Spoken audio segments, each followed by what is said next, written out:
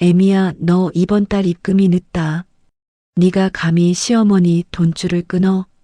아침부터 수화기 너머로 고래고래 악을 쓰는 시어머니. 저를 평생 호구로 알고 뻔뻔하게 아들 상간녀의 산후조리원 VIP실까지 잡아준 장본인이었죠. 저는 여유롭게 커피를 삼키며 가장 서늘한 목소리로 대답했습니다. 어머님, 이제 그 용돈은 그 잘난 새며느리한테 받으세요. 10년간 시댁을 먹여 살린 제 돈줄이 완벽하게 끊긴 순간 기생충들의 삶은 지옥으로 변하기 시작했습니다. 과연 무일푼이 되어 길거리에 나앉게 된 그들에게는 어떤 통쾌한 파멸이 기다리고 있을까요? 오늘의 사이다 사연 시작하기 전에 구독과 좋아요 꾹 눌러주세요. 여러분의 하루에 행운이 가득하길 기도드릴게요. 안녕하세요. 저는 중소기업을 운영하며 지난 10년간 남편과 시댁의 생계를 전적으로 책임져온 40대 초반 한소영입니다. 20대 후반에 자본금 500만 원을 들고 시작한 작은 유통업체를 지금의 탄탄한 중소기업으로 키워내기까지 저는 단 하루도 편히 두 다리를 뻗고 자본 적이 없었어요. 제 양쪽 어깨에는 늘 무거운 짐들이 얹혀져 있었거든요. 밖에서는 마치 본인이 수백억 자산가 CEO라도 되는 양 허세를 부리고 다니지만 실제로는 제 회사 법인카드로 친구들 술값이나 계산하는 남편 그리고 그런 아들을 하늘처럼 떠받들며 제 주머니에서 나오는 돈을 본인들 쌈짓돈처럼 여기는 시댁 식구들까지 전부 제 책임이었습니다. 남편의 길을 살려주겠다는 알량한 자존심 하나로 시작된 지원이 어느새 매달 시어머니 통장에 꽂히는 500만 원의 용돈으로 굳어졌고 저는 그저 이 가정을 평화롭게 유지하기 위해 묵묵히 지갑을 여는 가장 역할을 자처하며 살아왔죠. 그날도 저는 산더미처럼 쌓인 서류를 검토하며 눈코 뜰 새 없이 바쁜 오후를 보내고 있었습니다. 책상 한 구석에 놓인 핸드폰 화면이 번쩍이며 지잉 소리를 냈고 무심코 화면을 힐끔 쳐다본 저는 서류를 넘기던 손을 그대로 멈출 수밖에 없었죠. 평소에는 돈이 필요할 때나 법인카드 한도가 막혔을 때만 카톡 메시지를 보내던 남편이 웬일로 먼저 메시지를 보낸 데다 그 내용이 너무나도 생소했기 때문입니다. 자기야, 오늘 병원 가는 날 아니야? 핸드폰을 집어든 제 미간이 절로 찌푸려졌습니다. 저는 최근 병원 근처에는 얼씬도 한 적이 없을 정도로 건강했고 감기 기운조차 없었거든요. 화면을 뚫어지게 쳐다보며 핸드폰을 두드렸습니다. 무슨 소리야? 나 안 아픈데? 병원이라니? 전송 버튼을 누르기가 무섭게 남편이 보냈던 메시지가 화면에서 순식간에 사라졌습니다. 삭제된 메시지라는 흔적만 덩그러니 남은 화면을 보며 제 심장 박동이 불규칙하게 뛰기 시작했죠. 이내 남편에게서 변명으로 점철된 장문의 메시지가 다급하게 날아왔습니다. 아이고, 미안. 오늘 몸 안 좋아서 조퇴한 여직원이 있는데 그 직원한테 병원 잘 갔냐고 안부차 보낸다는 걸 당신한테 잘못 보냈네. 바쁠 텐데 방해해서 미안해. 왜 이래? 핸드폰을 꽉 쥔 제 손바닥에 차가운 식은땀이 배어나왔습니다. 남편의 회사는 제가 투자해준 작은 사무실이었고 그곳에 일하는 여직원이라고는 갓 대학을 졸업한 격리 직원 한 명뿐이라는 사실을 저는 누구보다 잘 알고 있었거든요. 게다가 평소 직원들 복지에는 관심조차 없는 남편이 여직원의 병원 가는 날을 챙기며 다정하게 자기라고 부른다는 건 어불성설이었습니다. 등골을 타고 오르는 서늘한 직감에 저는 곧바로 자리에서 일어나 외투를 챙겨 입었습니다. 아무래도 이 불쾌한 예감을 제 눈으로 직접 확인하지 않고는 단 하루도 버티지 못할 것 같았으니까요. 저는 곧바로 업계에서 입이 무겁고 일 처리가 깔끔하기로 소문난 흥신소에 연락을 취해 남편의 최근 행적을 낱낱이 조사해 달라고 의뢰했습니다. 일주일이라는 시간은 제 인생에서 가장 길고 피 말리는 시간이었습니다. 겉으로는 평소처럼 웃으며 회의를 주재하고 남편과 저녁을 먹었지만 책상 아래로 꽉 쥔 두 주먹은 언제나 분노로 덜덜 떨리고 있었죠. 마침내 흥신소 직원으로부터 만나자는 연락을 받고 달려간 후미진 카페에서 저는 테이블 위로 툭 던져지는 두툼한 서류 봉투를 마주하게 되었습니다. 봉투를 열어 젖히는 제 손끝이 미세하게 떨렸지만 저는 입술을 꽉 깨물며 서류와 사진들을 꺼내 들었습니다. 첫 번째 사진을 보는 순간 제 숨통이 콱 막히며 눈앞이 아득해졌습니다. 사진 속 남편은 제 앞에서는 한 번도 지어본 적 없는 세상을 다 가진 듯한 환한 미소를 지으며 배가 남산만하게 불은 젊고 예쁜 여자의 허리를 감싸 안고 산부인과 문을 나서고 있었습니다. 여자의 손에는 초음파 사진이 들려 있었고 남편은 그 여자의 걸음걸이 하나하나를 애지중지 에스코트하며 차 문을 열어주고 있었죠. 숨을 헐떡이며 다음 사진, 또 다음 사진을 넘길 때마다 저는 의자를 꽉 부여잡아야 했습니다. 두 사람이 고급 레스토랑에서 밥을 먹는 사진, 유아용품 매장에서 아기 신발을 고르며 입을 맞추는 사진들이 제 뇌리를 무참히 짓밟았어요. 하지만 저를 진정으로 미치게 만든 건 불륜 현장이 담긴 사진이 아니었습니다. 흥신소 직원이 건넨 남편의 자금 추적 내역서의 한 항목에 제 시선이 꽂히는 순간 저는 온몸의 피가 역류하는 것을 느꼈습니다. 강남에서 가장 비싸다는 최고급 VIP 산후조리원 결제 영수증 금액은 정확히 1,500만 원이었고 결제자는 놀랍게도 시어머니였습니다.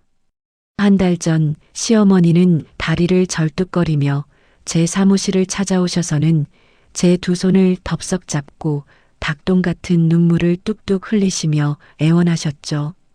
애미야, 내가 무릎 연골이 다 닳아서 당장 수술을 안 하면 평생 휠체어를 타야 한단다. 아들놈한테 말하자니 짐이 될까 무섭고 네가 나 좀 살려주면 안 되겠니? 수술비랑 입원비에서 딱 1,500만 원만 해주면 내가 평생 은혜를 잊지 않으마. 저는 그 눈물에 속아 넘어간 제 자신을 저주하며 테이블을 주먹으로 내리쳤습니다. 며느리 앞에서는 걷지도 못하겠다며 앓는 소리를 하시던 시어머니가 제가 이체해준 피 같은 돈 1,500만 원을 들고 뻔뻔하게 상간녀의 VIP 산후조리원 특실을 결제해 준 것입니다. 내 돈으로 내 남편의 혼외자를 낳을 상간녀의 몸조리를 위해 그 거액을 갖다 바친 시어머니의 그 악랄하고 소름 끼치는 이중성에 저는 헛구역질마저 올라왔죠. 저는 떨리는 다리를 간수하며 그 즉시 서류에 적힌 상간녀의 산후조리원으로 차를 몰았습니다. 핸들을 틀어쥔 제 두 손의 관절이 하얗게 튀어나왔고 귓가에는 심장 뛰는 소리만이 요란하게 울려 퍼졌죠.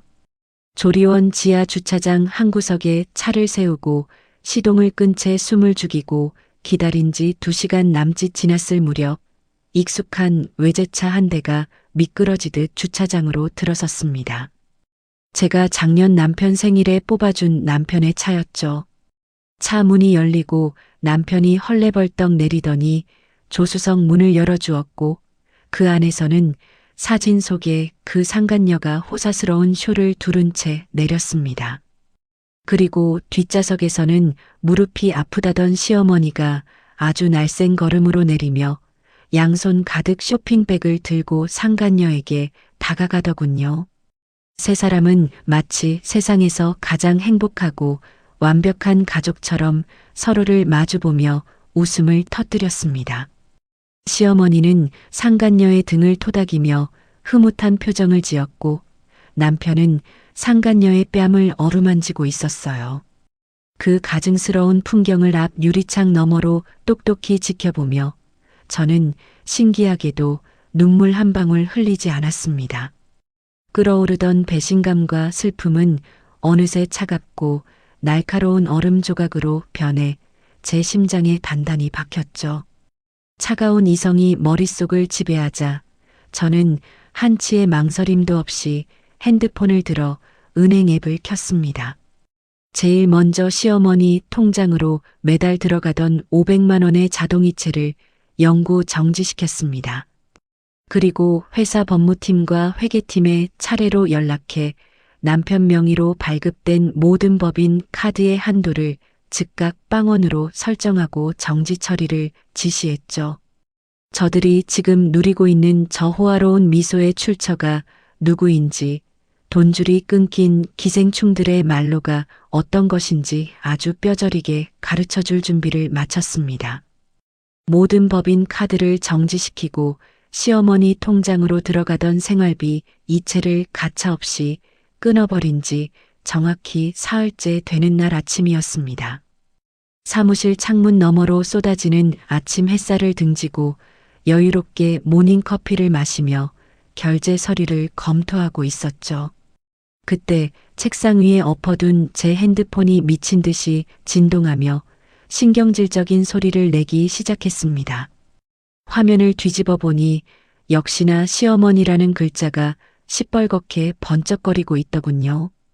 평소 같았으면 벨소리가 한 번 다 울리기도 전에 황급히 전화를 받아 비위를 맞추며 쩔쩔맸겠지만 이제는 그럴 이유가 단 하나도 없었습니다. 저는 커피를 한 모금 천천히 삼키고 서류의 마지막 장의 서명을 마친 후에야 아주 느긋하고 여유로운 손길로 통화 버튼을 눌렀습니다.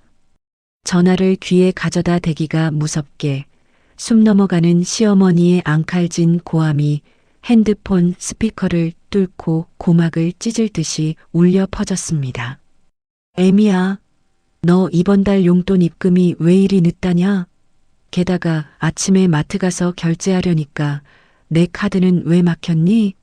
네가 지금 감히 시어머니 돈줄을 끊어? 당장이라도 제 사무실로 쫓아와 제 머리채를 휘어잡을 듯한 기세였지만 제 입가에는 오히려 서늘하고 비릿한 미소가 번졌습니다.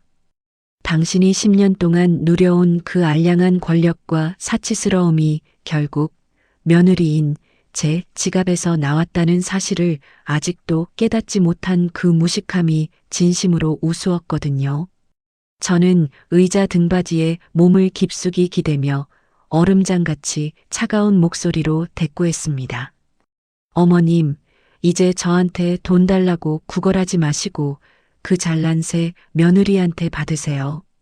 그리고는 시어머니가 경악하며 입을 떼기도 전에 가차없이 통화 종료 버튼을 눌러버렸습니다. 제 말이 무슨 뜻인지 사태 파악을 전혀 하지 못한 시어머니와 남편의 전화가 그야말로 미친 듯이 빗발치기 시작했습니다. 핸드폰이 부서질 듯이 울려댔지만 저는 그 천박한 진동 소리를 비웃으며 핸드폰을 아예 무음으로 돌려 서랍 깊숙한 곳에 던져 넣어버렸어요. 그리고는 어제 흥신소 직원이 건네주었던 두툼한 서류 봉투에서 상간녀의 뒷조사 파일을 마저 펼쳐들었죠. 종이를 한 장 한 장 넘기며 샅샅이 읽어내려갈수록 저도 모르게 실소가 터져나왔습니다. 상간녀는 올해 28살로 SNS상에서는 명품을 휘두르고 다니며 화려한 인플루언서 행세를 하고 다녔지만 실장은 돌려막기 카드 빚에 허덕이는 지독한 손물이더라고요. 더 기가 막힌 것은 남편이 제 회사의 진짜 오너이자 수백억대 자산을 가진 재벌 2세인 줄 알고 아주 의도적으로 접근해 임신 공격을 감행했다는 사실이었습니다. 남편이라는 작자가 제 돈으로 뽑아준 고급 외제차를 끌고 나가 제 법인 카드로 최고급 레스토랑을 전전하며 허세를 부려댔으니 그 어린 상간녀의 눈에는 남편이 엄청난 자산가이자 현금 부자로 보였겠죠. 자신이 덜컥 아이를 가져 안방마님 자리만 꿰차면 그 어마어마한 재산이 전부 자기 차지가 될 거라 철석같이 믿고 아주 작정하고 배를 들이민 꼴을 보니 가소롭기 짝이 없었습니다. 속이 텅텅 빈 빈껍데기 남편과 한몫 단단히 챙겨보려는 불려우 상간녀의 환상적인 콜라보레이션이 참으로 눈물겹게 찬란하더군요. 그렇게 2시간쯤 흘러 점심시간이 다가올 무렵이었습니다. 평온하던 사무실 밖이 갑자기 와장창 물건이 부서지는 소리와 함께 사람들의 웅성거리는 소리로 몹시 소란스러워졌습니다. 비서가 사색이 되어 대표실 문을 박차고 뛰어들어오며 1층 로비의 시어머니가 쳐들어와 기물을 파손하며 난동을 부리고 있다는 소식을 다급하게 전했죠. 조리원비 연장 결제가 보기 좋게 막혀버리자 똥줄이 탄 시어머니가 분노를 참지 못하고 저를 씹어먹겠다며 회사까지 달려온 것입니다. 저는 입술을 한번 축이고는 옷매무새를 단정히 고쳐 입은 뒤 한치의 흐트러짐도 없는 당당한 걸음으로 로비를 향해 천천히 걸어 내려갔습니다. 제가 1층 엘리베이터에서 내리자마자 씩씩거리며 보안 요원들과 거칠게 실랑이를 벌이던 시어머니가 저를 발견하고는 투우장의 소처럼 달려들었습니다. 야 이년아, 네가 감히 하늘 같은 시어머니를 능멸해?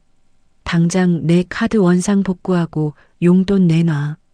점심시간이라 로비에 몰려나온 수많은 회사 직원들과 외부 방문객들이 경악하며 쳐다보는 와중에도 시어머니는 부끄러운 줄도 모르고 바닥에 털썩 주저앉아 고래고래 악을 썼습니다.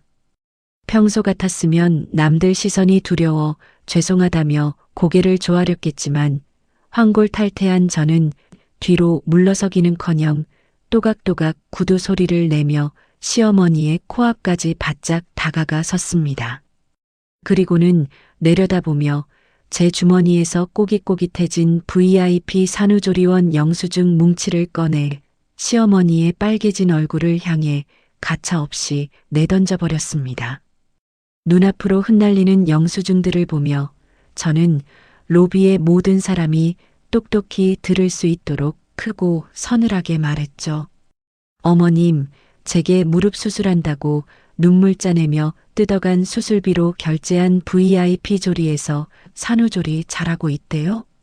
제 입에서 나온 수술비와 조리원이라는 단어에 방금 전까지 세상을 다 부술듯이 날뛰던 시어머니의 동공이 지진이라도 난 듯 격렬하게 요동치기 시작했습니다. 기세등등하던 시어머니의 얼굴이 일순간 잿빛으로 변하며 입술이 파르르 떨리더군요. 자신이 그토록 완벽하게 속였다고 믿었던 그 파렴치한 사기극이 만천하에 까발려질 줄은 꿈에도 상상하지 못했던 거겠죠. 너 그게 무슨 소리냐? 내가 언제? 사람 함부로 모함하지 마라. 시어머니가 바닥을 더듬거리며 허둥지둥 발뺌하려 했지만 저는 한 걸음 더 바짝 다가서며 서슬퍼런 목소리로 쇠기를 박았습니다. 평생 휠체어 타야 한다고 며느리 앞에서 눈물 흘리며 가져간 그 피 같은 1,500만 원. 그걸로 당신 아들놈 불륜녀 몸조리 특실 끊어주니까 아주 행복하셨어요? 수술비 사기쳐서 상간녀 VIP 대접해준 끔찍한 시어머니, 여러분들 구경들 좀 하세요. 제날선 호통에 주위에 모여있던 수십 명의 직원들이 헉하고 숨을 들이켜며 시어머니를 향해 경멸 어린 시선을 화살처럼 쏟아내기 시작했습니다. 곳곳에서 수군거리는 소리와 손가락질이 빗발치자 시어머니는 수치심과 당혹감에 휩싸여 두 손으로 얼굴을 감싸쥐고 짐승처럼 몸을 웅크렸습니다. 하지만 저는 웅크린 시어머니를 보며 단 한치의 동정심도 느끼지 못했습니다. 10년이라는 긴 세월 동안 저를 돈 나오는 기계 취급하며 제 피와 땀을 빨아먹은 기생충에게 자비란 평생 어울리지 않는 사치일 뿐이었으니까요. 저는 턱짓으로 굳어있는 보안 요원들을 향해 아주 단호하게 지시했습니다. 뭐 하세요? 저 사람 당장 짐짝처럼 끌어내시고 앞으로 이 회사 반경 10m 이내로 절대 얼씬도 못하게 접근 금지시키세요. 제 명령이 떨어지기가 무섭게 건장한 보안 요원들이 양쪽에서 시어머니의 팔을 거칠게 낚아채 바닥으로 질질 끌고 나가기 시작했습니다.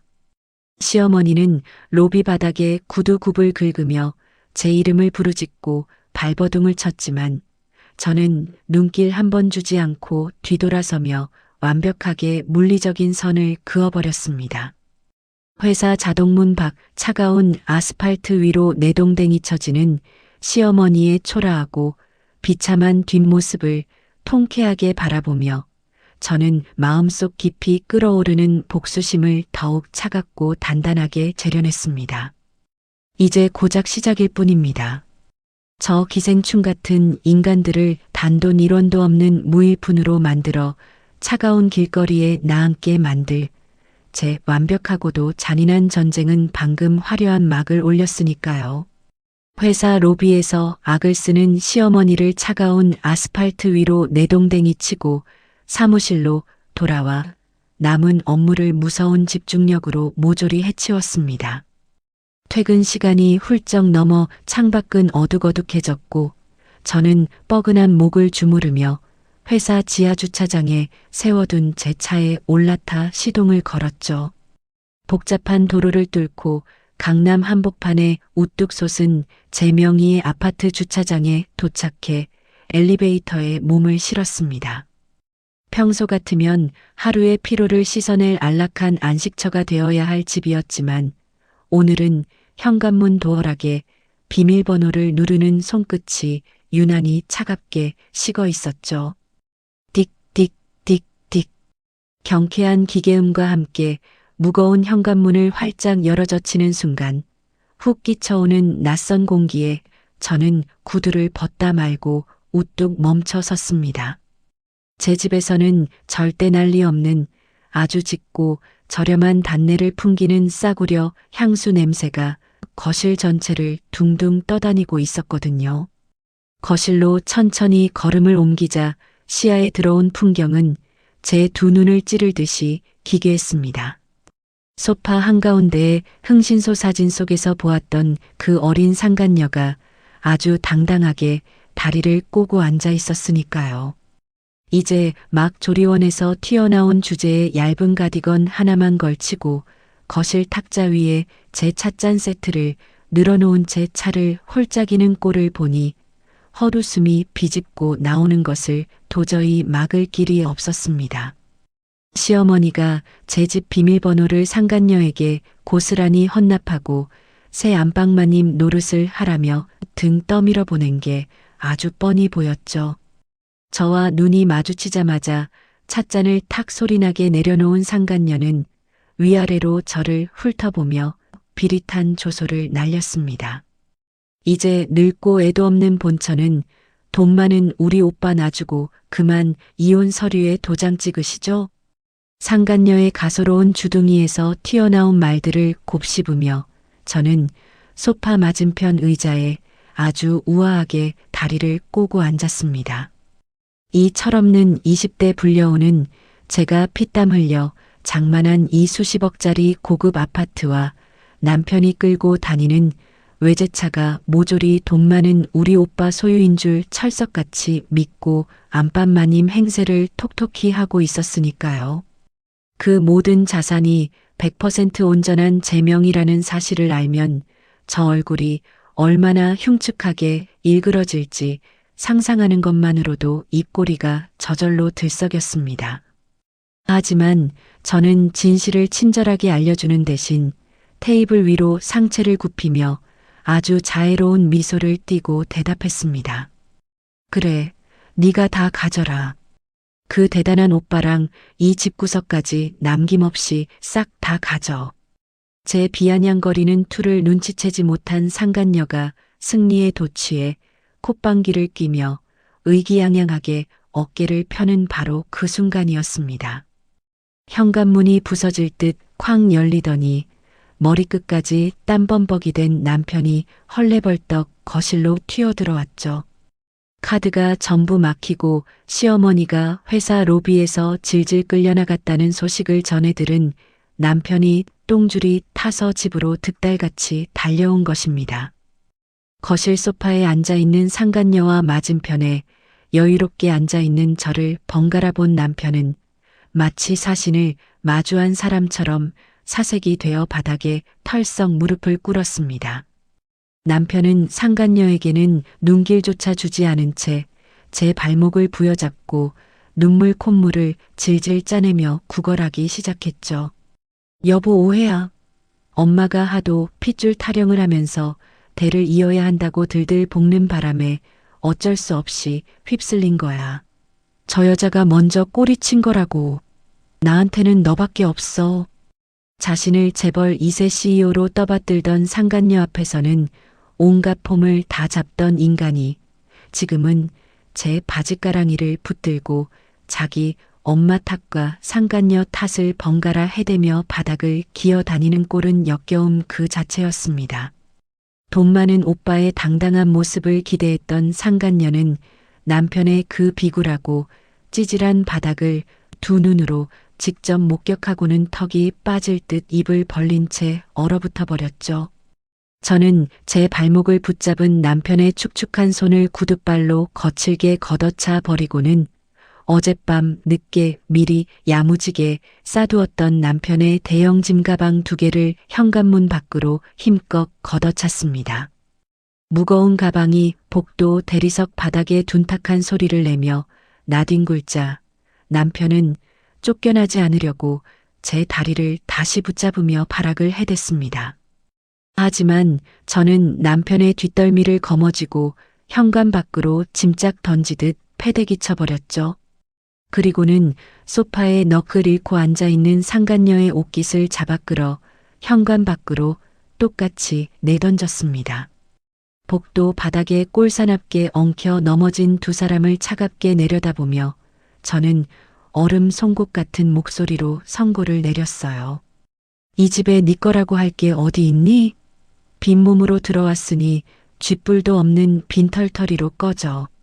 그리고는 그들이 짐승처럼 울부짖으며 문고리를 잡으려 손을 뻗기도 전에 아주 묵직하고 단호하게 현관문을 닫아버리고 도어락에 이중 잠금 장치를 걸어 잠갔습니다. 철컥하는 경쾌한 쇳소리와 함께 외부의 소음이 완벽하게 차단되자 텅 빈 거실에는 오직 저만의 숨소리만이 고요하게 내려앉았습니다. 굳게 닫힌 현관문 너머에서는 갈 곳을 잃은 남편과 상간녀가 서로를 헐뜯으며 고래고래 악을 쓰는 소리가 미세하게 들려왔지만 이내 발소리와 함께 멀어져 갔죠. 제 돈줄이 완벽하게 끊겼다는 걸 피부로 직감한 그들은 필시 카드가 막혀 무일푼으로 쫓겨난 시어머니의 그 낡고 좁은 빌라로 처량하게 발걸음을 돌렸을 것입니다. 3명의 기생충들이 비좁은 방구석에 모여 앉아 서로의 탓을 하며 물어뜯을 끔찍한 광경을 머릿속으로 그려보니 제 입가에는 아주 진하고 달콤한 미소가 피어올랐습니다. 저는 곧바로 서재로 걸음을 옮겨 책상 스탠드 불을 환하게 밝혔습니다. 저 어리석고 탐욕스러운 자들이 제 회사 지분과 수십억 대의 부동산에 단 하나의 흠집조차 낼 수 없도록 법이라는 가장 날카롭고 잔인한 무기를 벼려내야 할 시간이었으니까요. 저는 밤을 새워가며 법인 자금 횡령 내역과 상간녀 위자료 청구 소송에 필요한 증거들을 산더미처럼 끌어모으며 완벽한 전쟁을 치를 서막을 든든하게 준비했습니다. 며칠 뒤 가슴 깊은 곳에서 펄펄 끓어오르는 분노를 아주 차갑고 날카롭게 억누르며 저는 평소처럼 최고급 정장을 빈틈없이 차려입고 업계 CEO 네트워킹 모임에 참석했습니다. 겉으로는 여유로운 미소를 띠고 수많은 대표님들과 샴페인 잔을 부딪히며 우아하게 인사를 나누었지만 제 머릿속은 오로지 그 기생충 같은 3명의 인간들을 어떻게 하면 가장 잔인하고 완벽하게 짓밟아줄지에 대한 생각으로 꽉 차 있었죠. 화려한 샹들리에 조명 아래서 억지로 영혼 없는 비즈니스 대화를 이어나가던 중 저는 우연히 한 테이블에 합석하게 된 특별한 분을 만나게 되었습니다. 그분은 다름 아닌 강남 바닥에서 찔러도 피 한 방울 안 나오기로 유명한 업계 승률 1위의 독종 이혼 전문 변호사였어요. 분위기가 무르익고 와인잔을 여러 번 기울이며 대화가 깊어지자 저는 자연스럽게 제 곁을 맴도는 파렴치한 인간들이 저지른 기막힌 사연을 조금 털어놓게 되었죠. 제 이야기를 묵묵히 듣고 있던 변호사는 분노로 눈빛을 매섭게 번뜩이더니 테이블 위로 상체를 바짝 숙이며 제 두 손을 덥석 맞아봤습니다. 대표님, 그 쓰레기들을 무너뜨릴 아주 완벽한 방어와 공격의 판을 제가 직접 짜드리겠습니다. 그런 벌레 같은 인간들은 합법적으로 숨통을 끊어놔야 두 번 다시 기어오르지 못하는 법이니까요. 변호사의 그 든든하고 피도 눈물도 없이 단호한 한마디에 저는 온몸의 솜털이 쭈뼛서며 천군만마를 얻은 듯한 짜릿한 전율을 느꼈습니다. 다음 날 아침 동의 특위가 무섭게 회사로 출근한 저는 변호사의 치밀한 지휘 아래 회사 법무팀과 회계팀을 대표실로 모조리 호출하여 남편이 그동안 들고 다니며 긁어댔던 모든 법인 카드의 영수증과 지출 장부를 이잡듯이 뒤지기 시작했습니다. 아니나 다를까 남편이 제 법인 카드를 긁어 상간녀에게 수백만 원짜리 명품 가방을 사다 바치고 주말마다 최고급 5성급 호텔 레스토랑에서 칼질을 해댄 파렴치한 횡령 내역들이 그야말로 화수분처럼 쏟아져 나오더라고요. 제 피 묻은 회사 돈으로 어린 여자 스폰서 노릇을 톡톡히 해온 그 더러운 장부들을 두 눈으로 낱낱이 확인하면서 저는 억울함에 빠져 눈물을 흘리거나 신세 한탄을 하기보다는 제 자산을 완벽하게 지키고 적들을 합법적인 테두리 안에서 잔인하게 짓밟을 전략을 짜는 과정에서 엄청난 도파민과 활력을 얻었습니다. 이 끓어오르는 복수의 에너지를 온전히 제 일에 쏟아부은 덕분에 저는 회사 업무에 미친 듯이 매진하여 며칠 만에 수십억 원에 달하는 역대급 대형 계약을 연달아 성사시켰고 업계에서 흔들림 없는 자수성가 오너로서의 입지를 더욱 단단하고 눈부시게 굳혀 나갈 수 있었습니다. 반면에 제가 이렇게 승승장구하며 비상하고 있을 때 제 집에서 개처럼 쫓겨나 시어머니의 낡은 빌라로 기어들어간 그 3명의 불청객들에게는 아주 치명적이고도 완벽한 지옥을 선사할 계획을 착착 진행하고 있었습니다. 사실 시어머니가 동네방네 떵떵거리며 안방마님 행세를 하고 살고 있던 그 빌라의 전세금조차 10년 전 제가 피땀 흘려 벌어다 바친 100% 제 명의의 돈이었거든요. 저는 일말의 망설임도 없이 그 집주인에게 바로 연락을 취해 당장 전세 계약을 해지하고 위약금을 물어서라도 보증금을 제 통장으로 즉각 회수해버리는 아주 통쾌한 결단을 내렸습니다. 하루아침에 편안하게 살고 있던 집에서 쫓겨나 길거리에 짐짝처럼 나앉게 된 시어머니와 남편 그리고 상간녀는 돈 한 푼 없는 빈털터리 신세로 전락해 결국 강남 외곽의 아주 허름하고 퀴퀴한 곰팡이 냄새가 진동하는 싸구려 모텔방으로 짐을 싸서 기어들어갈 수밖에 없는 처지가 되었습니다. 제가 따로 고용한 흥신소 직원이 매일같이 낱낱이 보고해준 바에 따르면 그 비좁고 더러운 모텔방 안에서 벌어지는 광경은 그야말로 막장 코미디 영화가 따로 없었죠. 재벌 2세 CEO 오빠와 함께 최고급 VIP 산후조리원에서 호화로운 삶을 누릴 것이라 기대하며 배를 들이밀었던 상간녀는 창문 하나 제대로 닫히지 않아 외풍이 들이치는 비좁은 모텔방에서 시어머니와 남편과 살을 맞대며 부대끼게 되자 참아왔던 불만과 짜증을 화라산처럼 터뜨리기 시작했습니다.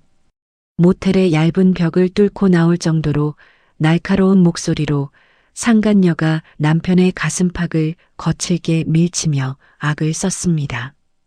이게 도대체 무슨 꼴이야? 오빠 재벌이라며. 으리으리한 아파트도 건물도 다 오빠 거라며. 왜 저 미친 본처한테 다 뺏기고 이런 시궁창 같은 데서 애를 키우게 만들어. 상간녀가 찢어지는 목소리로 패악을 부리자 제 카드가 막혀 담배 쌀 돈조차 없어 극도로 예민해져 있던 남편 역시 지지 않고 눈을 희번덕거리며 상간녀의 어깨를 퍽 밀쳐냈습니다. 아, 너 입 안 닥쳐? 내가 지금 누구 때문에 이 빈털터리 꼴이 났는데 어디서 큰 소리야. 넌 내 돈 보고 몸뚱이부터 들이민 주제에 뻔뻔하게 어디서 승질을 부려. 그렇게 서로의 추악한 밑바닥을 가감없이 드러내며 개처럼 물어뜯는 두 사람 사이에서 시어머니는 아이고 내 팔자야를 외치며 좁은 방바닥을 주먹으로 치고 짐승처럼 통곡을 해댔지만 이미 가해자 3인방의 그 얄팍한 연대와 가짜 사랑은 산산조각으로 박살이 나 회복 불가능한 상태가 되어버렸습니다. 오로지 돈으로만 얽혀있던 천박한 관계가 돈이라는 매개체가 사라지자마자 얼마나 끔찍하고 원초적으로 변질되는지 보여주는 아주 완벽한 꼴이었죠. 저는 그들이 모텔방에서 서로를 극도로 혐오하며 하루하루 지옥 같은 시간을 보내고 있을 바로 그 절묘한 타이밍을 놓치지 않고 가해자들의 숨통을 완전히 끊어버릴 가장 강력한 폭탄을 투하할 준비를 마쳤습니다.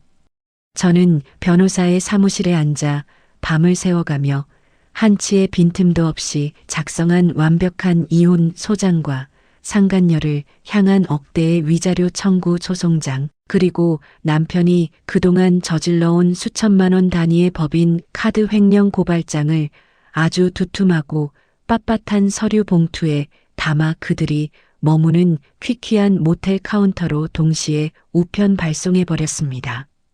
살벌하고도 자비 없는 법의 심판이 담긴 그 서류 폭탄이 모텔방 문을 두드리고 그들의 손에 쥐어지는 순간 남편과 시어머니, 그리고 상간녀가 어떤 참담한 표정으로 절망의 비명을 내지를지 상상하는 것만으로도 그동안 꽉 막혀있던 가슴 속 채증이 한 번에 뻥 뚫리는 기분이었습니다.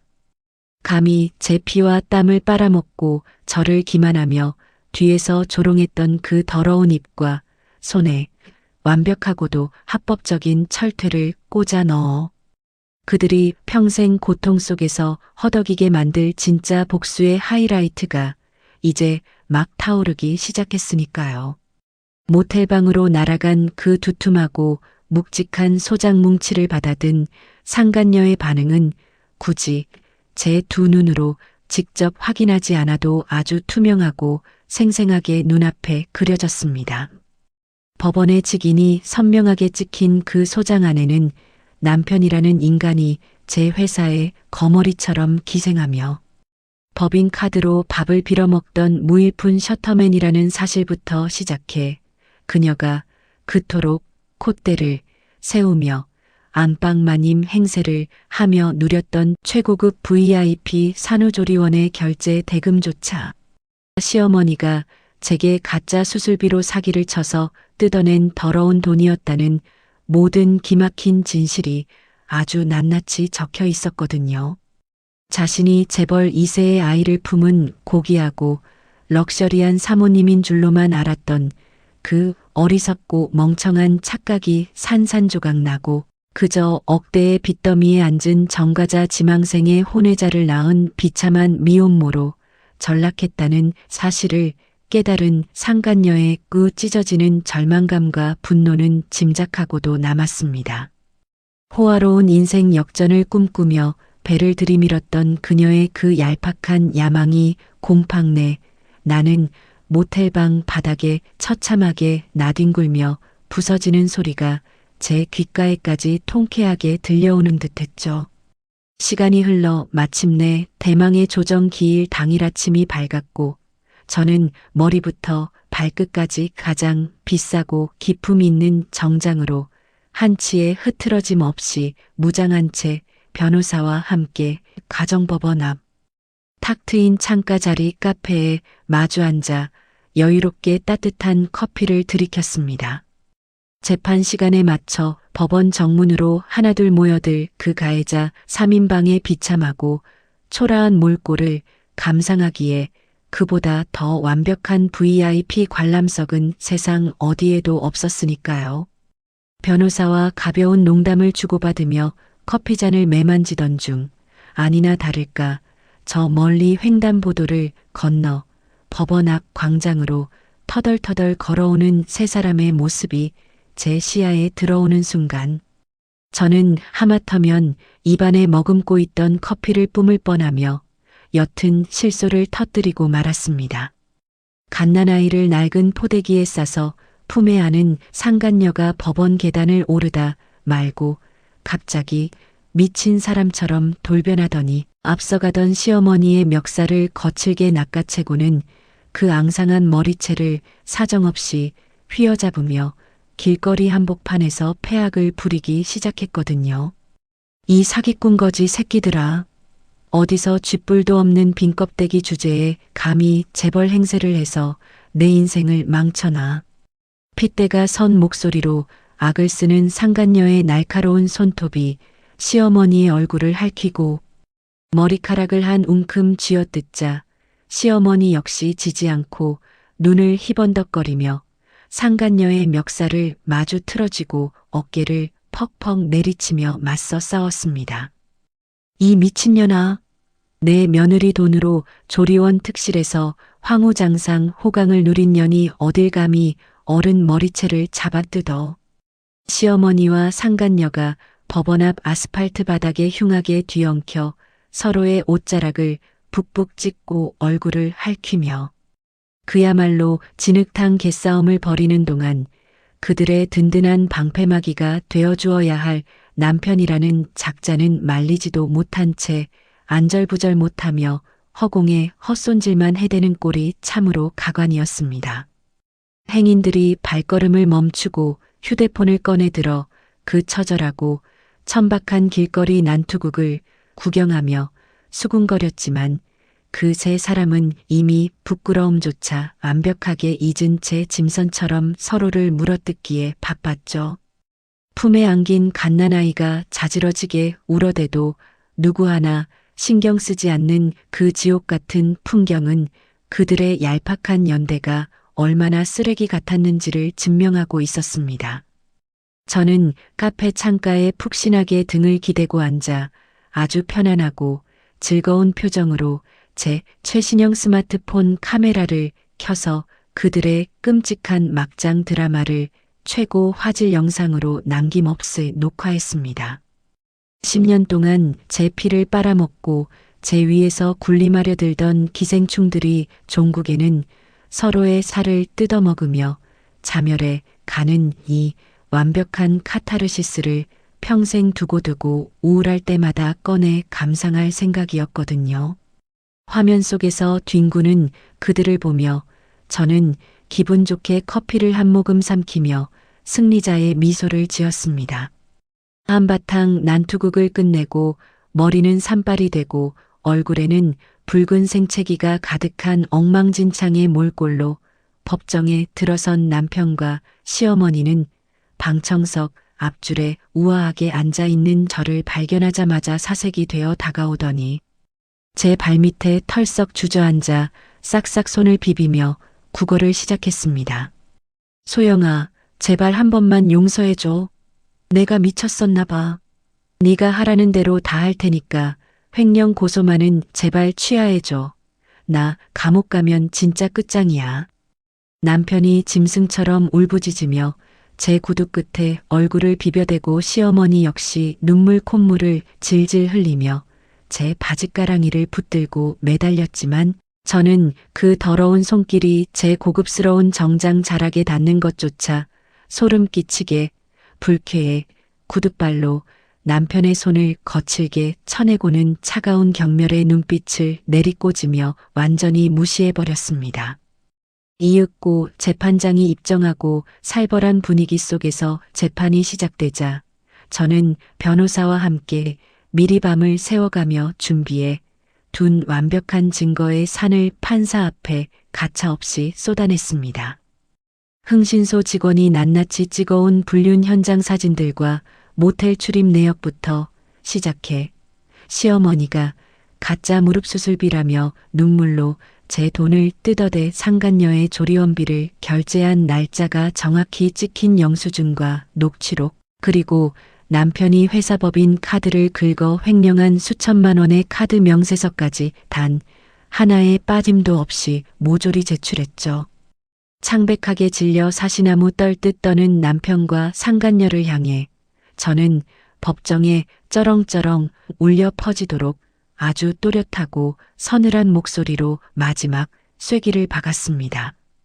존경하는 재판장님, 저 파렴치한 인간들에게 저는 단 1원의 자비도 베풀 생각이 없으니 법이 허락하는 가장 가혹하고 엄중한 처벌을 내려주시길 바랍니다. 제 흔들림 없는 단호한 진술과 단 하나의 반박조차 불가능한 완벽한 증거 자료들을 샅샅이 검토한 재판부는 남편의 유책 사유를 100% 온전하게 인정하며 혼인 파탄의 모든 책임이 전적으로 남편과 상간녀 그리고 시어머니의 기만행위에 있다는 것을 명백하게 판결 내렸습니다. 제가 10년 동안 피땀 흘려 일궈온 회사 지분과 수십억 대의 부동산 자산은 남편의 기여도가 단 1%도 없음을 완벽하게 인정받아 단 1원의 손실도 없애 온전히 제 명의로 보전되었죠. 재판장의 단호한 입에서 남편과 상간녀가 제게 각각 억대의 위자료를 배상하라는 통쾌한 선고가 떨어지는 순간 저는 두 눈을 지그시 감으며 지난 10년 동안 제 어깨를 짓누르고 제 숨통을 조여오던 그 무겁고 끔찍한 족쇄가 산산조각 나 허공으로 흩어지는 듯한 엄청난 해방감을 만끽했습니다.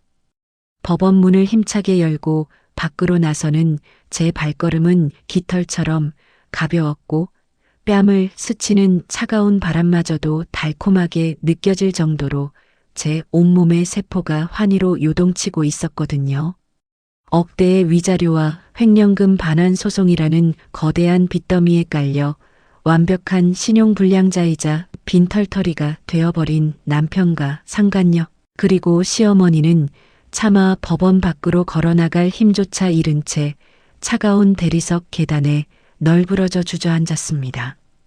허공을 향해 두 주먹을 내지르며 아이고 내 팔자야를 부르짖는 시어머니의 비통한 통곡 소리와 고개를 푹 숙인 채 절망의 오열을 터뜨리는 남편과 상간녀의 비참한 울음소리가 웅장한 법원 건물 전체를 처절하게 울렸지만 저는 단 한 번도 뒤돌아보지 않고 아주 우아하고 당당하게 제 대기된 차량을 향해 걸어나갔습니다.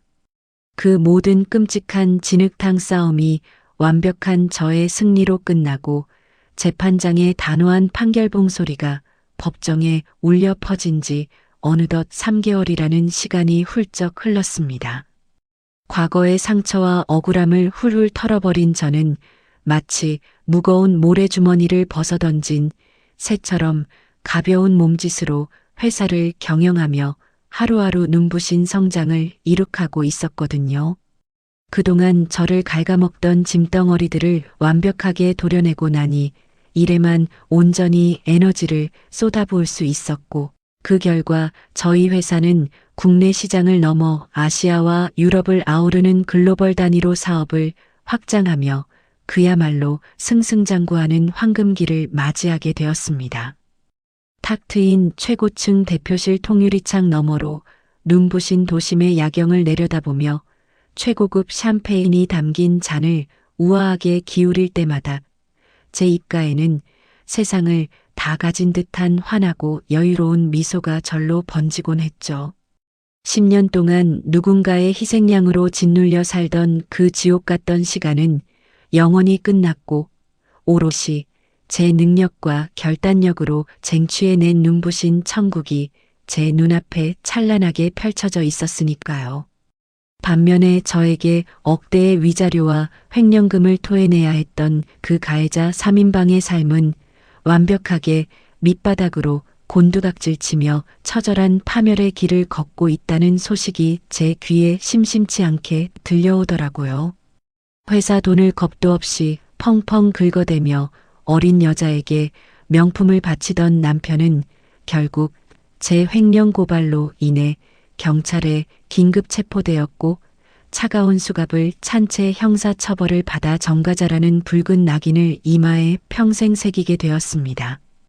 수천만 원에 달하는 횡령금과 위자료를 감당할 능력이 쥐뿔도 없었던 그는 순식간에 신용불량자로 전락해 모든 금융거래가 꽉 막혀버렸죠.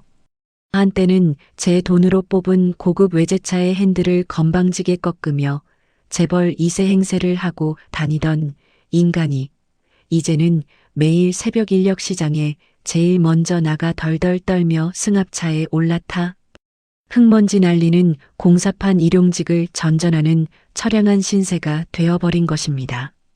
차가운 겨울바람을 맞으며 시멘트 포대를 짊어지고 비계 위를 오르내릴 때마다 그 잘난 허세는 온데간데 없이 사라지고 육체적 고통과 후회에 절여져 짐승처럼 앓는 소리를 낸다고 하니 참으로 통쾌하고 짜릿한 인과응보가 아닐 수 없었죠. 남편의 몰락과 더불어 그 잘난 상간녀의 행보 역시 아주 가관이고 기가 막혔습니다. 자신이 그토록 기대했던 재벌 오빠가 빚더미에 앉은 빈털털이 정가자라는 사실을 뼈저리게 깨달은 그녀는 자신의 빛나는 20대 청춘이 완벽하게 망가졌다며 매일 밤 모텔방에서 머리채를 쥐어뜯으며 악을 썼다고 하더라고요. 결국 자신의 이익이 최우선이었던 그 이기적이고 교활한 상간녀는 모성애 따위는 헌신짝처럼 내다버린 채 달빛조차 들지 않는 칠흑같이 어두운 새벽을 틈타 핏덩이 같은 갓난아이를 시어머니가 기거하는 낡고 허름한 단칸방 문 앞에 덩그러니 버려두고 야반도주를 감행해 버렸습니다. 한몫 단단히 챙기려다 오히려 빚만 잔뜩 떠안게 생겼으니 거추장스러운 혹덩어리인 아이를 가차없이 내버리고 자신만 홀로 도망쳐버린 그 천박하고 잔인한 본성이 바닥까지 낱낱이 드러난 셈이었죠.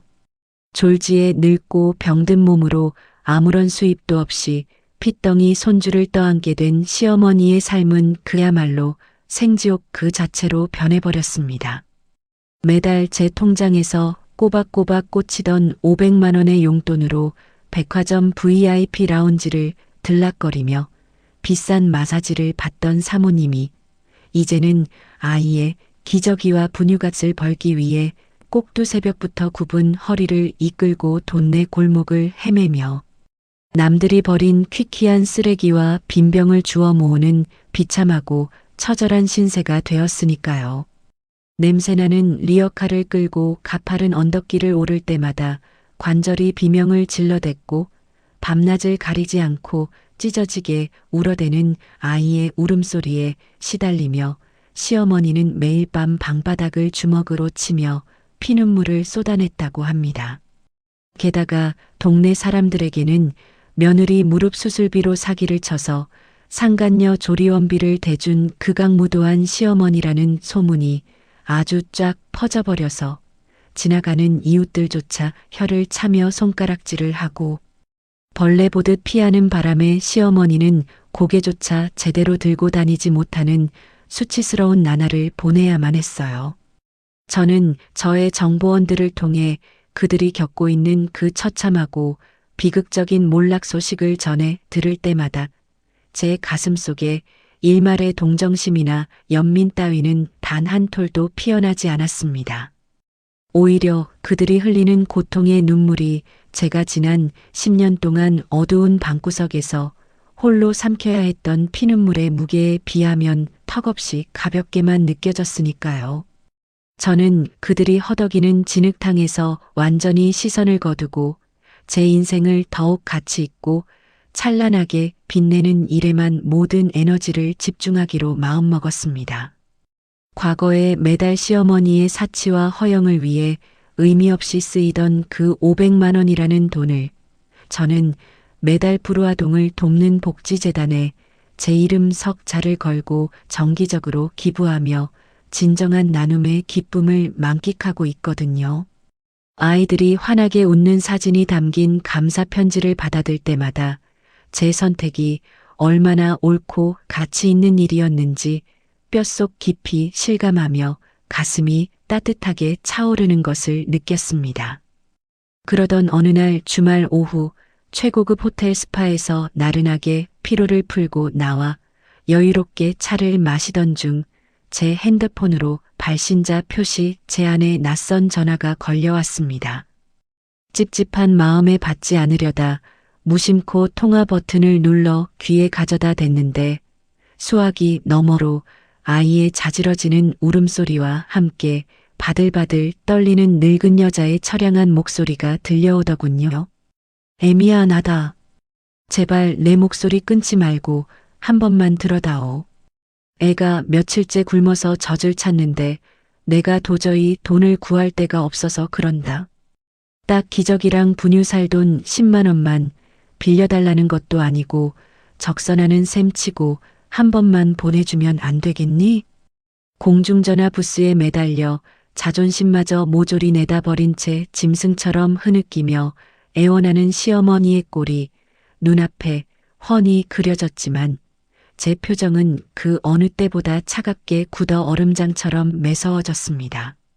한때 제 피 같은 돈 1,500만 원을 가짜 수술비로 속여 상간녀에게 호사를 누리게 해주었던 그 가증스러운 입으로 이제 와서 단돈 10,000원을 구걸하며 제게 자비를 바라는 그 뻔뻔함이 참으로 역겨웠거든요.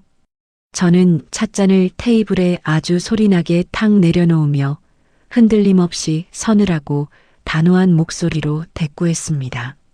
어머님, 저한테 구걸할 시간에 그 잘난 아들내미한테 공사판 가서 벽돌이라도 한 장 더 나르라고 하세요.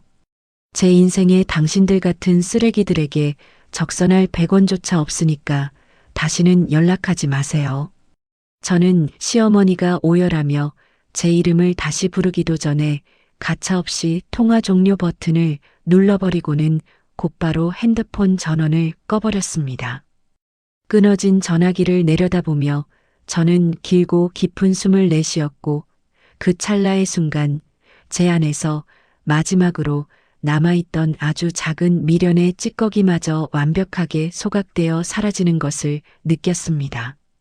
저를 갉아먹던 끔찍하고 더러운 인연을 제 손으로 직접 잔인하게 잘라낸 이 단호한 결단이 저는 너무나도 자랑스러웠고 앞으로 남은 제 인생의 모든 시간을 오직 저 자신의 행복과 눈부신 성공을 위해서만 쏟아붓겠다고 다시 한번 뜨겁게 다짐했습니다. 모든 것이 완벽하게 제자리를 찾아가고 제 삶이 잔잔한 호수처럼 평화로운 윤기를 띠기 시작할 무렵이었습니다. 그날도 저는 회사의 세계 진출 프로젝트를 위한 아주 중요한 외국 바이어들과의 만찬을 성공적으로 마치고 기분 좋게 회사로 돌아왔죠. 늦은 시간이라 텅 빈 회사 지하 주차장은 발소리조차 크게 울릴 정도로 고요했고 저는 가벼운 발걸음으로 제 전용 주차구역을 향해 걸어가고 있었습니다. 그런데 제 차단기 앞 거대한 시멘트 기둥 뒤에서 시큼하고 역겨운 싸구려 소주 냄새가 확 끼쳐오더니 시커먼 그림자 하나가 비틀거리며 튀어나와 제 앞을 가로막았습니다. 깜짝 놀라 걸음을 멈추고 쳐다본 제 두 눈앞에는 도저히 사람의 몰골이라고는 믿기지 않을 정도로 참혹하게 망가진 남편이라는 작자가 서 있었죠. 며칠을 감지 않아 기름진 머리카락에는 공사판에 하얀 시멘트 가루가 덕지덕지 엉겨 붙어 있었고 푹 파인 두 볼과 붉게 충혈된 눈동자는 이미 이성을 잃은 짐승처럼 광기로 번뜩이고 있었거든요. 무엇보다 제 신경을 긁은 것은 그 더러운 손에 꽉 쥐어져 있는 날카롭게 깨진 초록색 소주병이었습니다. 너 때문에 내 인생이 시궁창에 처박혔어. 나 혼자 이따위로 억울하게 안 죽어. 오늘 여기서 나랑 같이 죽자. 남편이 입에 거품을 물고 악을 쓰며 깨진 소주병을 제 목을 향해 치켜들고 미친 듯이 돌진해 왔습니다. 평범한 여자였다면 비명을 지르며 주저앉았겠지만 지옥 같던 10년을 제 손으로 박살내고 새롭게 태어난 저는 그 자리에 꼿꼿하게 선 채 눈 하나 깜짝하지 않았습니다. 저는 이런 벼랑 끝에 몰린 쥐새끼들이 마지막 발악을 할 것이라는 사실을 이미 완벽하게 계산해 두고 있었고, 만약의 사태를 대비해 수개월 전부터 업계 최고 수준의 VIP 전문 경호팀을 고용해 언제 어디서나 제 그림자처럼 동행하도록 철저히 조치해 두었으니까요. 남편이 깨진 유리병을 휘두르며 제 앞으로 채 두 걸음도 떼기 전이었습니다. 칠흑 같은 어둠 속에서 대기하고 있던 건장한 체격의 경호원 3명이 맹수처럼 튀어나와 순식간에 남편의 팔목을 꺾어버렸습니다. 우두둑하는 끔찍한 뼈소리와 함께 깨진 소주병이 바닥으로 요란하게 뒹굴었고, 경호원들은 남편의 뒷덜미를 거칠게 낚아채 차가운 주차장 시멘트 바닥에 그 얼굴을 사정없이 내리꽂아 완벽하게 제압해버렸습니다. 아, 내 팔 부러진다 나라 이 새끼들아. 남편이 바닥에 뺨을 짓눌린 채 고통에 찬 비명을 지르며 발버둥을 쳤지만 바위처럼 단단한 경호원들의 무릎에 등짝이 짓눌려 손가락 하나 제대로 꼼지락거리지 못하는 꼴이 참으로 가관이었습니다. 저는 구두 굽소리를 또각또각 내며 바닥에 엎어진 남편의 얼굴 앞까지 천천히 다가갔습니다. 시멘트 바닥에 침을 흘리며 저를 올려다보는 남편을 마치 발밑에 짓밟힌 징그러운 바퀴벌레를 내려다보듯 아주 차갑고 경멸스러운 눈빛으로 응시했죠. 같이 죽자고? 아니, 너 혼자 그 냄새나는 감옥 구석에서 평생 썩어. 저는 그에게 단 한 톨의 자비도 없는 싸늘한 선고를 내리고는 곧바로 핸드폰을 꺼내 들어 경찰에 신고 전화를 걸었습니다. 살인미수 및 특수협박 현행범으로 아주 정확하고 명백하게 상황을 설명하자 불과 5분도 채 지나지 않아 요란한 사이렌 소리와 함께 경찰차 여러 대가 주차장으로 미끄러져 들어왔습니다. 경찰들은 발버둥 치는 남편의 두 손목에 차가운 쇠고랑을 철컥 채워 경찰차 뒷좌석으로 거칠게 쑤셔 넣었고, 저는 완벽한 피해자이자 목격자로서 당당하게 경찰서로 향했습니다. 경찰서에 도착해 조서를 작성하고 밖으로 나서려던 참이었습니다. 경찰서 정문 앞 차가운 아스팔트 바닥에 시어머니가 등에 칭얼거리는 핏덩이 아이를 낡은 포대기로 업은 채 무릎을 꿇고 엎드려 있는 광경이 제 시야에 들어오더군요. 아들이 살인미수 현행범으로 긴급 체포되어 유치장에 갇혔다는 청천벽력 같은 연락을 받고 새벽 이슬을 맞으며 미친 듯이 달려온 모양이었습니다. 경찰서 회전문을 열고 나오는 제 모습을 발견하자마자 시어머니는 신발도 신지 않은 맨발로 바닥을 기어 제 코앞까지 다가왔습니다. 애미야, 아니 대표님, 우리 아들 제발 한 번만 살려주세요.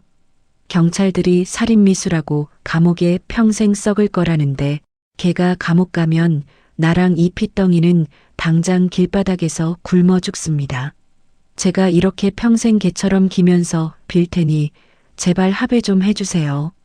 시어머니가 바닥에 이마를 쾅쾅 찧어대며 이마에서 피가 흐르는 줄도 모르고 짐승처럼 울부짖었습니다. 등에 업힌 아이마저 그 기괴한 소리에 놀라 자지러지게 울어대며 경찰서 앞마당은 그야말로 지옥의 한복판처럼 처절해졌죠. 하지만 제 심장은 이미 오래전에 그들을 향해 완벽하게 얼어붙어 있었습니다. 저는 바닥에 엎드려 제 바짓가랑이를 잡으려 허우적대는 시어머니의 손길을 구둣발로 아주 매몰차게 걷어차 버리고는 시선조차 주지 않은 채 얼음장 같은 목소리로 내뱉었습니다. 당신 아들 이제 살인미수 전과자네요. 범죄자 아들 뒷바라지나 평생 열심히 하세요.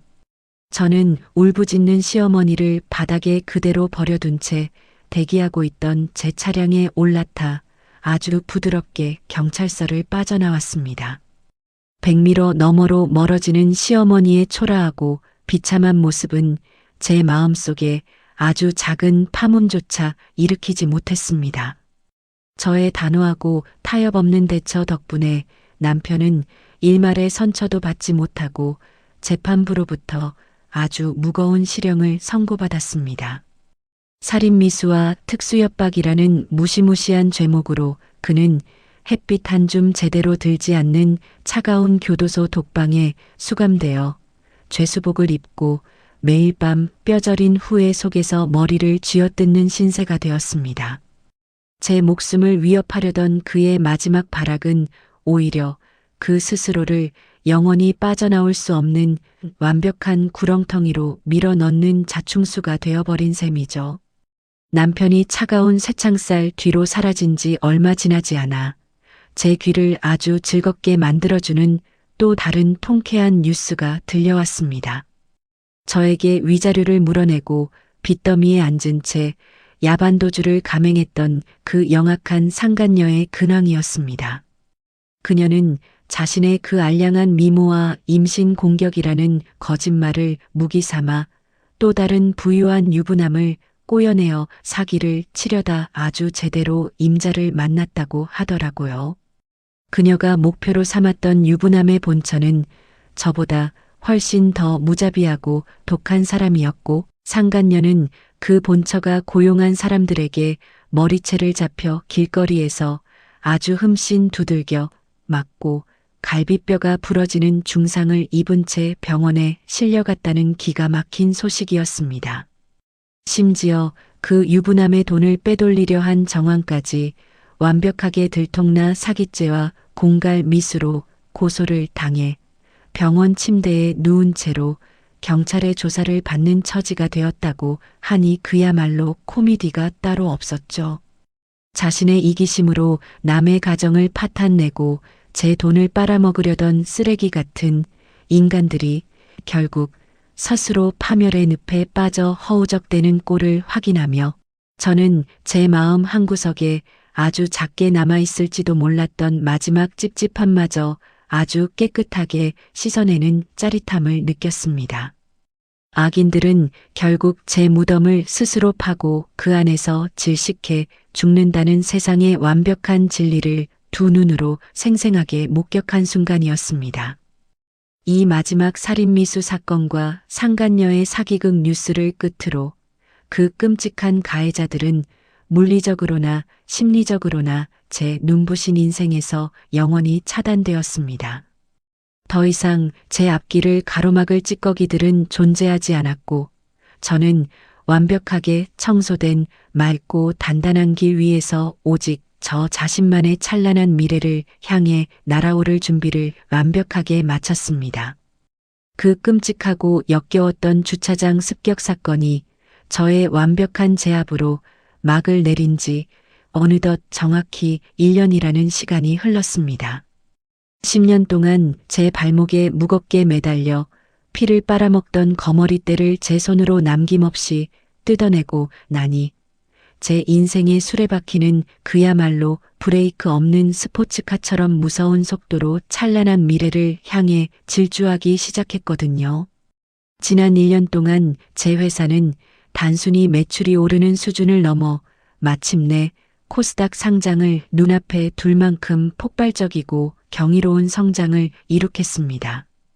아침에 눈을 떠서 밤늦게 침대에 눕는 그 모든 순간이 오로지 저 자신의 성취와 회사의 비전을 위해 쓰였고 저는 매일 밤 거울 속에 비친 제 당당하고 빛나는 얼굴을 보며 벅찬 자부심을 느꼈습니다. 이러한 눈부신 성과를 세상도 완벽하게 인정해 주듯 저는 연말 경제계에서 가장 권위 있다는 올해의 여성 기업인 대상 수상자로 당당히 단독 선정되었습니다. 시상식 당일 저는 대한민국 최고급 호텔의 거대한 그랜드 볼룸홀에서 수백 개의 화려한 샹들리에 조명을 온몸으로 받으며 레드카펫 위를 걸었습니다.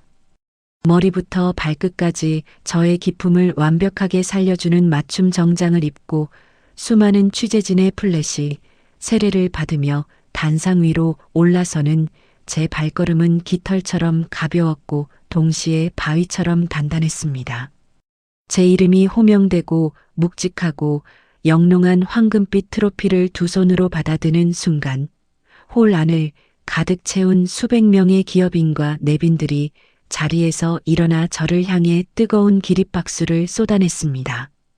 저는 트로피를 단상 위에 아주 소중하게 내려놓고 마이크를 두 손으로 가볍게 쥐며 장내를 천천히 둘러보았습니다. 수많은 사람의 경외심 어린 시선이 오직 저 하나만을 향해 집중되는 그 짜릿한 공기 속에서 저는 가슴 속 깊은 곳에서부터 끓어오르는 단단하고 벅찬 목소리로 수상 소감을 시작했습니다. 저에게 지난 10년은 끝없는 희생을 강요당하는 지독한 어둠의 터널이었습니다. 하지만 저는 그 어둠 속에 주저앉아 울지 않고 제 손으로 직접 벽을 부수고 빛을 향해 걸어 나왔습니다. 나를 갉아먹고 내 피와 땀을 착취하는 독버섯 같은 인연을 미련 없이 잔인하게 잘라낼 때 비로소 진짜 내 인생이 눈부시게 꽃핀다는 사실을 저는 온몸으로 증명해냈습니다. 제 흔들림 없는 단호한 연설의 장내에는 숨소리조차 들리지 않을 만큼 팽팽한 정적이 감돌았습니다. 저는 마이크를 잡은 손에 조금 더 힘을 주며 입가에 아주 환하고 여유로운 미소를 지어 보였습니다. 과거에 끔찍했던 배신과 참혹한 시련은 저를 파괴하고 무너뜨린 것이 아니라 오히려 저를 강철같이 단단하고 세상 그 누구보다 눈부신 사람으로 담금질해 준 가장 완벽한 촉매제였습니다. 저는 앞으로도 제 능력과 결단력만을 믿고 끝없이 비상할 것입니다. 연설을 마치고 제가 고개를 숙여 깊이 인사하자 아까보다 훨씬 더 크고 우렁찬 박수와 환호성이 홀이 떠나갈 듯이 터져 나왔습니다. 단상에서 내려오는 제 어깨 위로 쏟아지는 꽃가루를 맞으며 저는 세상에서 가장 행복하고 완벽한 승리자의 표정을 지었습니다. 시상식의 화려한 여운을 뒤로하고 평온한 일상으로 돌아온 제 책상 위에는 가끔 아주 불쾌하고 지저분한 쓰레기들이 배달되곤 했습니다. 바로 차가운 교도소 독방에 갇혀 죄수복을 입고 썩어가고 있는 남편이라는 작자가 보내오는 구질구질한 반성문들이었죠.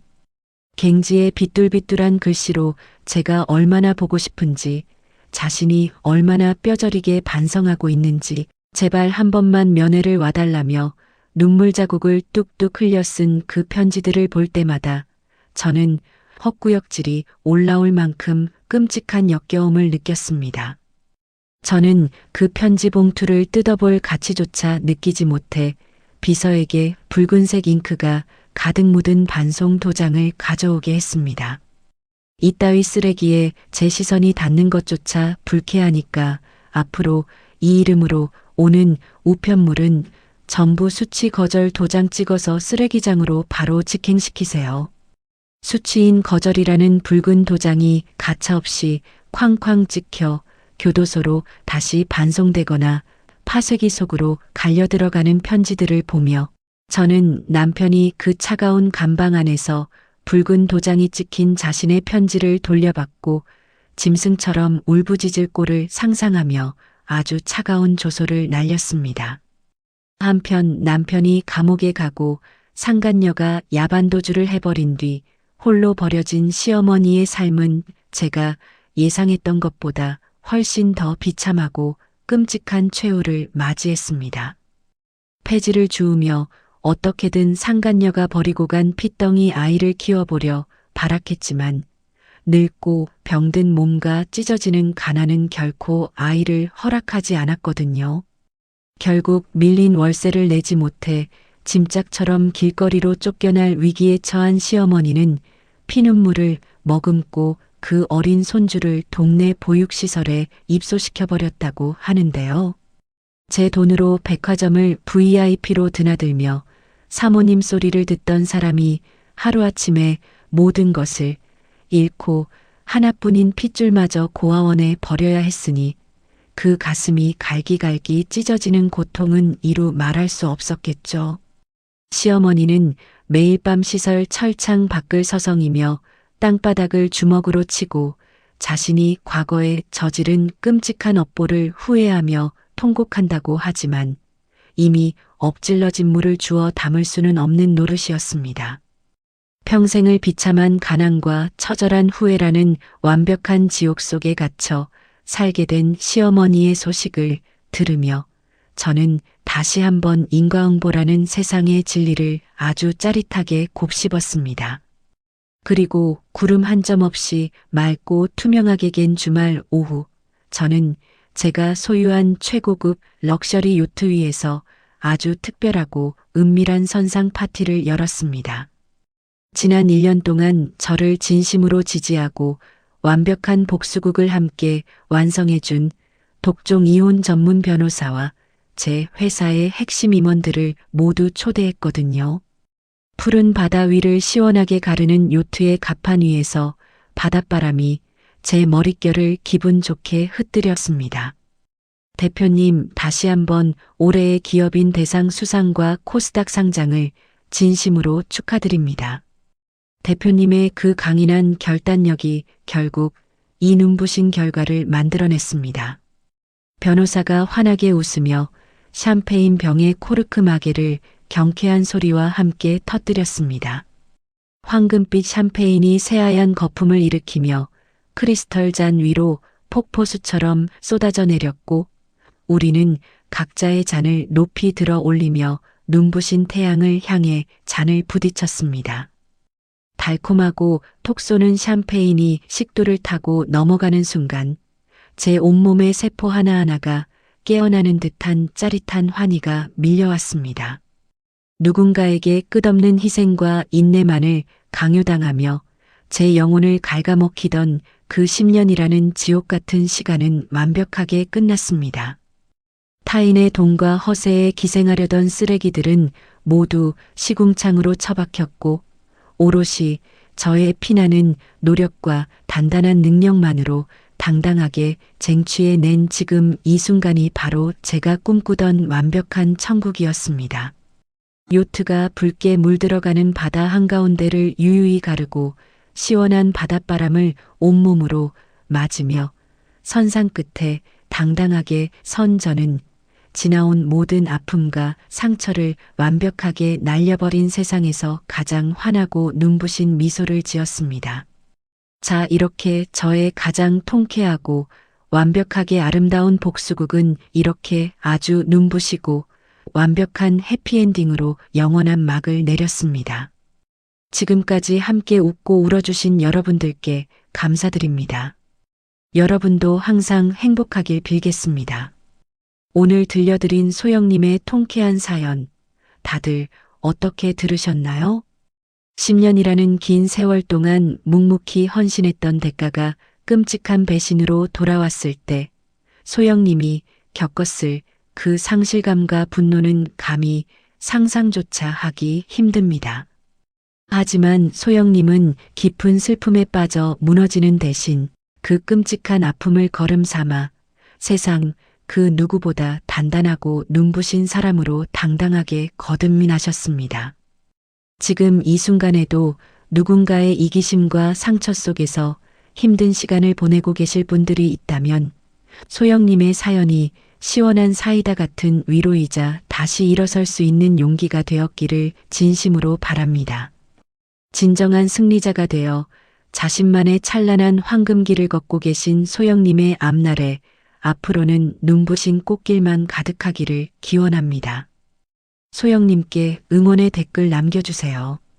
오늘도 끝까지 함께 해주셔서 감사합니다.